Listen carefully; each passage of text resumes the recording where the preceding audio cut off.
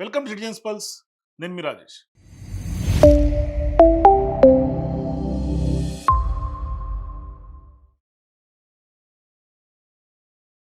ఆంధ్రప్రదేశ్లో రాజకీయాలు చాలా పెక్యులర్గా సాగుతూ ఉంటాయి. అది ఎప్పుడు కూడా అది ఏ పార్టీ అధికారంలో ఉన్నప్పటికి కూడా కొంత డిఫరెంట్గా కొంత ముందుకెళ్తూ ఉంటాయి. కానీ ఒక రకంగా చెప్పాలంటే కుల రాజకీయాలకు కూడా ఆంధ్రప్రదేశ్లో పెట్టింది పేరు. అయితే ఇప్పుడు ప్రధానంగా ఎందుకు కుల రాజకీయాలు అంటున్నాను అంటే మరి గతంలో 11 స్థానాలకు పరిమితమైనటువంటి వైఎస్ఆర్సీపీ ప్రతిపక్ష పార్టీ కోసం పాకులాడుతున్నటువంటి ఆ పార్టీ ప్రస్తుతం కొంత తప్పు తెలుసుకున్నట్టుగా కనిపిస్తోంది. అందుకనే ఇవాళ ఆ యొక్క ఓట్ బ్యాంక్ కోసం వైఎస్ఆర్సీపీ పెద్ద ఎత్తున వ్యూహాలు రచిస్తూ ఉన్నాయి. ఏంటి ఏ ఓట్ బ్యాంక్ అని చూస్తే ఒక రకంగా చెప్పాలంటే ఆంధ్రప్రదేశ్లో వైఎస్ఆర్సీపీ రాజకీయ ప్రస్థానం గురించి చెప్పుకోవాలంటే అనేక అంశాలు అందులో చూడాల్సినటువంటి పరిస్థితి. అంటే మరీ ముఖ్యంగా వైఎస్ఆర్ సిపి అంటే వైఎస్సిపి అన్న పార్టీ ఆవిర్భావం వెనుక ఉన్నది కూడా వైఎస్ఆర్ అని అందరికీ స్పష్టంగా చెప్పొచ్చు. ఎందుకంటే వైఎస్ఆర్ అకాల మరణంతో వైఎస్ఆర్ సిపి ఏర్పాటైనటువంటి పరిస్థితి. ఇక వైఎస్ఆర్ మరణించిన తర్వాత పెద్ద ఎత్తున ఆ, అప్పుడు చాలా మంది గుండె ఆగిపోయి చనిపోయినటువంటి వాళ్ళందరినీ కూడా పరామర్శించేందుకు పెద్ద ఎత్తున ఓదార్పు యాత్రలు కూడా నిర్వహించినటువంటి అప్పటి జగన్మోహన్ రెడ్డి గారు ఆ తర్వాత ఆయన కాంగ్రెస్ పార్టీ నుంచి బయటకు వచ్చి తర్వాత కాంగ్రెస్ నాయకత్వంతో విభేదించి అనుమతి ఇవ్వలేదని పెద్ద ఎత్తున పోరాటం చేసి అప్పుడు అసంతృప్తి మొదలై అసమ్మతిగా మారి అది కాస్త విభేదాలుగా పెరిగి చివరికి జగన్మోహన్ రెడ్డి కాంగ్రెస్ పార్టీ నుంచి 2010లో ఆయన బయటకు వచ్చి వైఎస్ఆర్సీపీ ఏర్పాటు చేసినటువంటి విషయం అందరికీ తెలిసిందే రాజకీయాల్లో. అదేమి కొత్తగా కాదు. అట్లా ఏర్పాటైనటువంటి వైఎస్ఆర్సీపీ ఇప్పుడు మళ్ళీ వైఎస్ఆర్‌ని గుర్తు చేసుకోవాల్సినటువంటి సందర్భాలు ఏమన్నా వస్తోందా? ఎందుకంటే ఆనాడు పార్టీ పుట్టిన తర్వాత వైసీపీ 2012లో ఉప ఎన్నికల్లో కూడా వైఎస్ఆర్ పేరును చెప్పుకొని జనంలోకి వెళ్ళినటువంటి పరిస్థితి.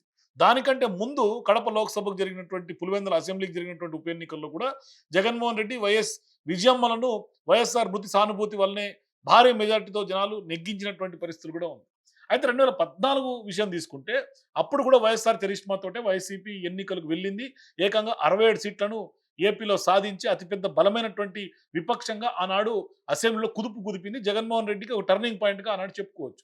అక్కడ కట్ చేస్తే 2019 ఎన్నికలు. 2019 ఎన్నికల నాటికి వైఎస్ఆర్‌సీపీ అధినేతగా ఉన్నటువంటి జగన్ తనకంటూ రాజకీయంగా బలమైనటువంటి ఇమేజ్ ఉందనే విషయాన్ని ఆయన ప్రజల్లో సాధించగారు. దానికి తోడు పాదయాత్ర కూడా ఒక పెద్ద ఎత్తున కొంత ఉవ్వెత్తు నెగిసిపడింది ఆయన చరిష్మా. దాంతో వైఎస్ఆర్‌సీపీకి 2019 ఎన్నికల్లో కొంత వైసీపీ ఇచ్చినటువంటి హామీలు సైతం కొంత దోహదపడి తిరుగులేనటువంటి ఆధిక్యంతో భారీ విజయం సాధించారు. ఇక 2024 నాటికి తీసుకుంటే వైఎస్ఆర్‌సీపీ పూర్తి తమ 5 ఏళ్ల పాలన సంక్షేమ పథకాలు వీటిని నమ్ముకుంది. అదే సమయంలో తమ పాలనలో ఉన్నటువంటి కొన్ని వర్గాల తీవ్ర అసంతృప్తితో ఉన్నటువంటి సంగతిని కూడా మర్చిపోయింది, గుర్తించలేకపోయింది. అలా బలమైనటువంటి సామాజిక వర్గం కాపులు వైఎస్ఆర్‌సీపీకి దూరం అయిపోయినటువంటి పరిస్థితి. అలాగే బీసీ, ఓసీలు కూడా కొంత దూరం కావడంతో వైఎస్ఆర్‌సీపీకి భారీగా ఓటమి జరిగింది. ఆఖరికి 11 సీట్లు పరిమితమైనటువంటి పరిస్థితి. ఇప్పుడిప్పుడే వైఎస్ఆర్‌సీపీకి కొంత ఆ ఓటమి తర్వాత వచ్చినటువంటి ఫలితాలు చూసి కొంత తత్వం బోధపడిందా అని అనిపిస్తుంది. ఎందుకంటే అంటే ఎందుకు తత్వం బోధపడింది అంటున్నానంటే దానికి అంటే 2024లో కేవలం 11 సీట్లకు మాత్రమే పరిమితం అవటం. మరోవైపు అనేక అంశాల్లో తీవ్రమైనటువంటి ఆరోపణలు ఇవాళ వైఎస్ఆర్‌సీపీ ఎదుర్కోవటం. అంటే ఎక్కడైతే పోయిందో అక్కడే వెతుక్కోవాలని తెలుగునాట అంటూ ఉంటారు. అందుకని ఇప్పుడు అదే విషయాన్ని వైఎస్ఆర్‌సీపీ ఆ విధంగా భావిస్తుందన్నట్టుగా కనిపిస్తోంది.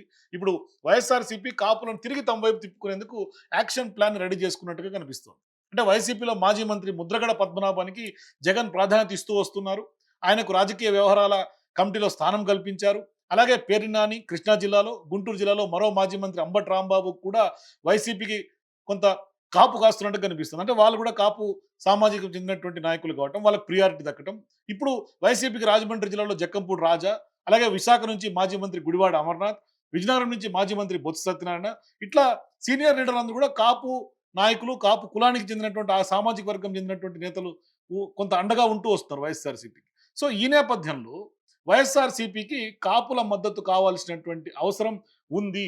కాబట్టి కాపు నేతలు ఎంతమంది ఉన్నా ఖచ్చితంగా కాపులను ఆకట్టుకునేవారు కావాల్సినటువంటి పరిస్థితి ప్రస్తుతం వైఎస్ఆర్‌సీపీకి ఉంది. అందుకనే ముద్రగడను వైఎస్ఆర్‌సీపీకి ప్రోత్సహిస్తూ వస్తోంది. ఒక దశలో పేర్ని నాని కూడా దూకుడు చూపించారు. మరి ఇక గుడివాడ విషయం తీసుకుంటే అక్కడ కూడా సేమ్ అటువంటి సిట్యుయేషనే ఉంది. ఆయన అరెస్ట్ చేయటం ఇట్లా జరిగినాయి పరిణామాలన్నీ కూడా. సో వైసీపీలో కూడా అంబటి రాంబాబు ఇమేజ్ కూడా బాగా పెరిగింది. అరెస్ట్ తర్వాత అని కూడా కొందరు అంటూ ఉన్నారు. చర్చనీయాంశంగా మారుతోంది. ఆయనను నిజంగానే కాపులకు టైగర్‌గా ఇప్పుడు అభివర్ణిస్తున్నటువంటి పరిస్థితి. సో ఇట్లా ఖచ్చితంగా కాపు సంబంధించినటువంటి ఓట్ బ్యాంక్ కోసం వైఎస్ఆర్‌సీపీ కొంత తహతహలాడుతున్నట్టు కనిపిస్తుంది. మరో చర్చగా ఇవాళ కాపుల్ని ముందుకు తీసుకెళ్తున్నటువంటి పరిస్థితి. అంటే అంబటికి మంచి వాగ్దాటి ఉంది. దూకుడుగా సాగే నైజం ఉంది కాబట్టి దాంతో పాటుగా ఇప్పుడు ఆయన కుమార్తె మౌనిక కూడా తన సత్తా చాటుకోవాలని ప్రయత్నాలు చేస్తున్నట్టుగా ఉంది. ఆయన అరెస్ట్ తర్వాత ఆమె ఎమర్జ్ అయింది. ఈ క్రమంలో వైసీపీలోకి రానున్నటువంటి రోజుల్లో అంబటి మరింత ప్రాధాన్యత దక్కే అవకాశాలు ఉన్నట్టుగా మనకు స్పష్టంగా అర్థమవుతుంది. మరి వైసీపీ కూడా కాపులకే పెద్దపీట వేయాలనే నిర్ణయం తీసుకోవడంతో కాపు నేతలంతా కూడా ఇప్పుడు రేసులోకి దూసుకొస్తున్నటువంటి పరిస్థితి.